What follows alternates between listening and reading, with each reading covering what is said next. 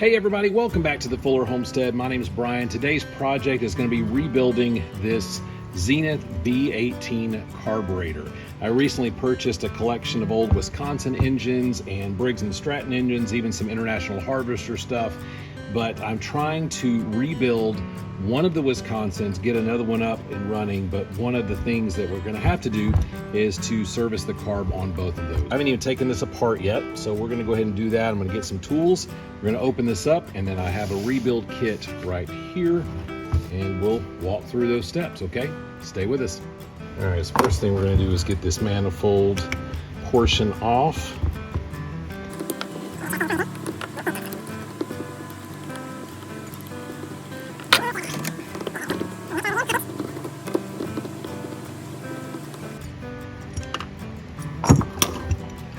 First look down in here, spider webs, but doesn't seem too much carbon buildup or anything, so that's good.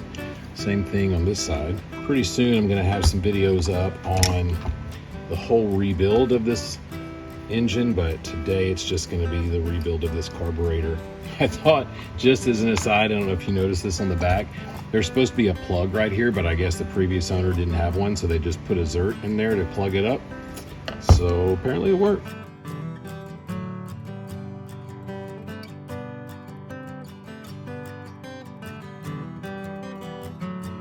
All of the parts that I got for this Wisconsin engine, including the carb rebuild kits, I got from Rock Creek Consulting. You can find them on eBay or just Google it. I may put if I remember, I'll put a link right here, or at least an email address so you can see it. All right, so look at that. That is crazy clean in there. Okay, this one's gonna do good. By the way, just in fairness, I did take a wire wheel to the outside of this to kind of clean off some of the crud that was there. Yeah, these floats still look good. We'll replace this gasket, so I'm not worried about saving it. I am gonna take this totally apart, and then we're gonna soak these in a cleaning solvent for a while. And then after that, we'll come back and reassemble everything, but we'll go ahead and take everything apart right now. Make sure I'm still with you here.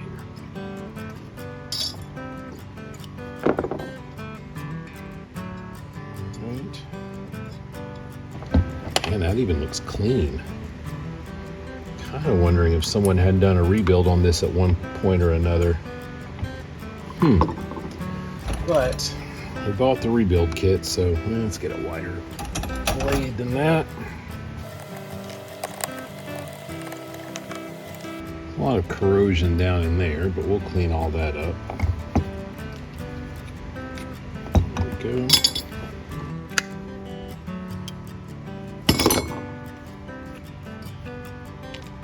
Still just so impressed by this right here. It's kind of crazy. I'm supposing it did the job, but that's not factory, kids.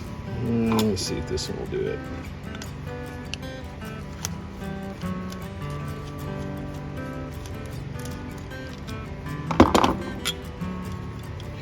Could have very easily bought a new carb that would have worked for this, but I love the cast iron body on this thing. We'll clean all of these caps and screws and bolts on here, but we're going to take it as far apart as we can so we can clean everything. I don't think I've got a nut driver that size, but let's see. I lied.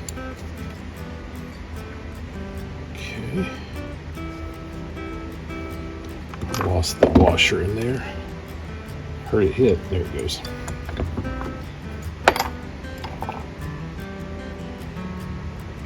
Put that in there. Let's see.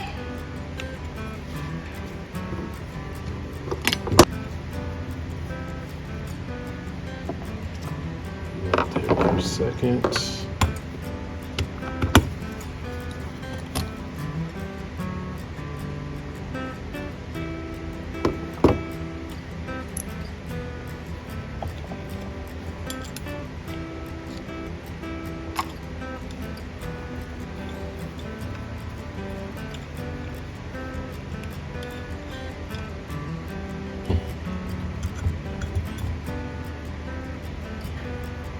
Get over how clean this all is.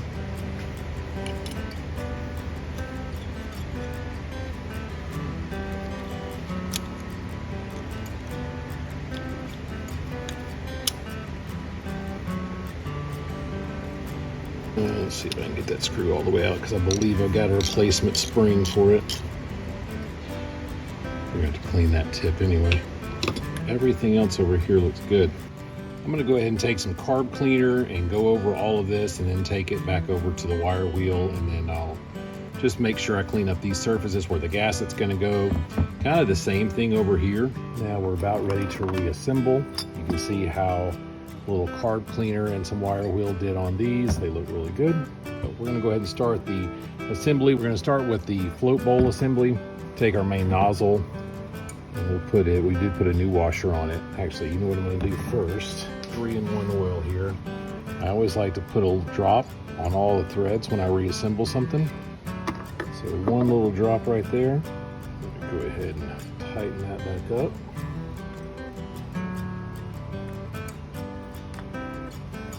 The Venturi is going to set right there, but we'll wait for a second. Here's our old idle adjustment screw and the old spring. It might be fine, but we've got a new one in this kit, so I'm just going to go ahead and use it.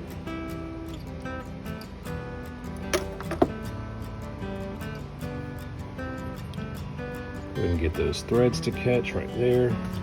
We'll work on adjusting it a little bit later. All right, everybody, fast forward about a week and a half. I had to push all this to the side. I worked on other stuff, so we're gonna get back into it. I had to go back and watch some video to kind of see where I left off, so I apologize if this seems a little choppy. What we're gonna do next is we're gonna start with this bowl cover assembly, and we're going to take our throttle shaft and lever, and we're going to put it in here. So let me kind of show you. We'll flip it this way, make sure I'm in frame.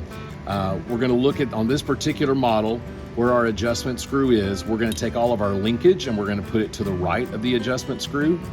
So we're gonna slide it in there. Basically, you're looking for this pin that's gonna keep that in check, all right? And then I'm gonna go ahead and get the butterfly that goes onto this one, and then a couple of screws, and we're gonna put this in.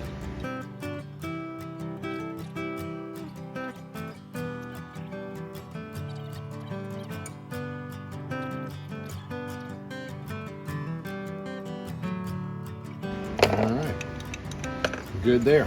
On this float bowl, we're going to, there's a threaded side right there, and then there's just a capped off side. So the capped off side is going to go to my right. Yeah, pick it up here. And we'll put the cap on the outside here. Drop oil. I'm going to go ahead and zoom out, give myself plenty of room.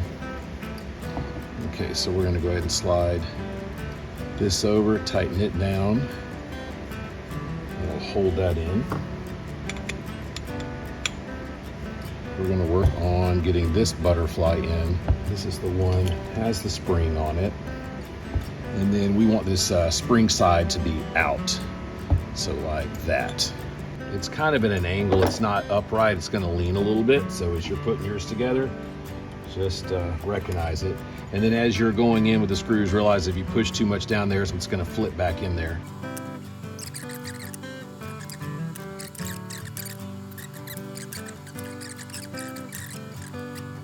So the linkage on this other side is a little more complicated, but I'll try to do my best to show you.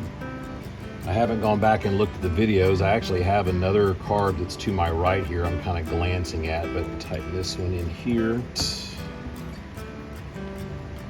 That. So the plug that was for the main jet here was what he used, a previous owner used Desert for, and it would still work, I'm sure. It's not a problem with that. But I happen to have a bucket of plugs, so we're gonna see if I can find one that fits. I'm gonna dig through here real quick, and if I can, we'll put it in there, and if not, it will stay as Desert. All right, so after all of that whole bucket, I'm back to using Desert. That's right, it worked better. So we're gonna do that. Let's see, on this outside here, did change the direction. I went back and kind of looked at my disassembly video and saw that I had taken it apart this way. Now, whether it needs to be readjusted later, I don't know, but obviously the setup was different on that other machine. And then we're gonna take this brass screw here with the lock washer, and we're gonna set it right in here, and we're just gonna put it together For now, we may readjust this, leaving the spring on there, and that's set up. I've got enough done on this bowl lid to go ahead and put that in. And in order to do that, we're gonna need to put the gasket on first. So we're gonna make sure that our gasket is on correctly. That's not correct. So we're gonna flip it over. There we go, all of our holes lining up. I'm gonna go ahead and put the Venturi in long side down, like that. Then we're going to get our float, and then this one has a little bit different setup than the previous one. So here was our first needle that we had, and I'm not even sure it wasn't a replacement. This is the new needle that we got in our rebuild kit. You can tell it's designed a little different. Actually came with this retention clip as well.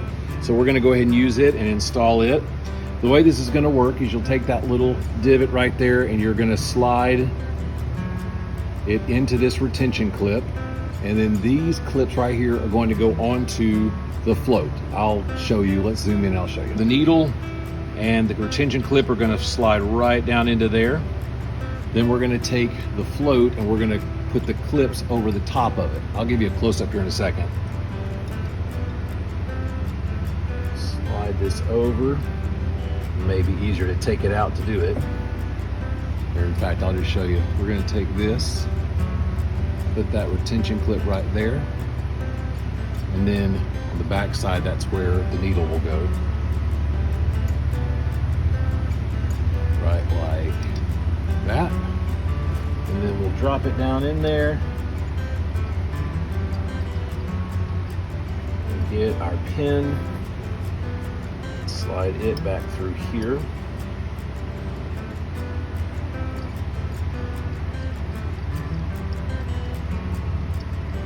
Wasn't quite low enough. I'm actually going to pull this out. See if putting it in the other way helps. I don't think it will, but might as well try.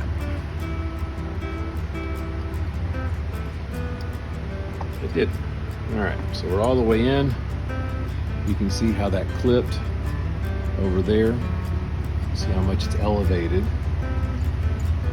There. This particular fitting that we're using for the fuel inlet was totally clogged up back here with dirt daubers or dirt or something. So there's no doubt that's why the fuel wasn't getting to it at one point.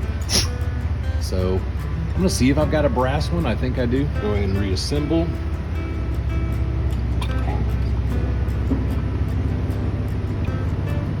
Don't feel like that Venturi is far enough down. Took the Venturi out real quick. Don't believe that, oh, there it went. That seated better. Almost positive that was it. This wasn't seated right. Yeah, that was it.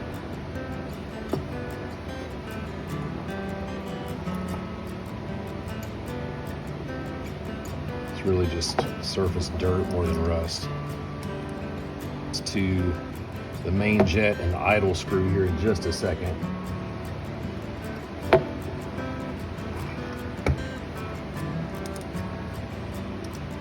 So now that the thing's back together, well, I didn't tighten this main jet down all the way. I went back and loosened it up. And now that the total carburetor is done, we're gonna put it in until it just seats lightly. And then we're gonna back out 2 whole turns. So we've got half a turn, 1 turn, half a turn, 2 turns. Now that that's done, we'll take our zert, put it back, even though that's not really what belongs there. And then on our idle adjustment, we're going to go all the way in, then we're going to back out 1 1/4 turn. So really we're not trying to tighten it. We're just going until it just lightly, like right about there. We're going to go 1 1/4. So we're going to go half a turn, 1 turn, and 1/4. All right, so that's where we'll start. Got our fuel line outside this side, so we'll go ahead and put this right here. Set this here for a second. Put some oil in there if nothing else. Line up the gasket. Do this.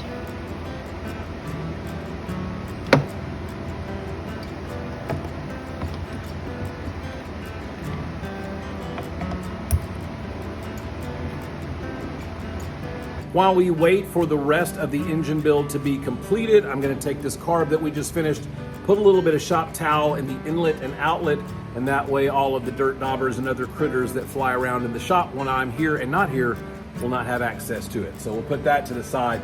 Up next in this series, we're going to be looking at the Magneto. We'll talk more about it in the next one, but I appreciate you joining us for this series as we do this rebuild on this Wisconsin engine with the long-term goal, getting my log splitter up and running. But we appreciate your support. If you haven't subscribed, we would love if you would go ahead and do that. We do have a goal of trying to get to 1,000 subs by the end of the year. We're at 526, I believe, at the filming of this video. So we hope to pick up some pace in the fall as we do several different projects that I hope you'll enjoy, but just trying to get some content that you guys would be interested in. So until next time, have a great day.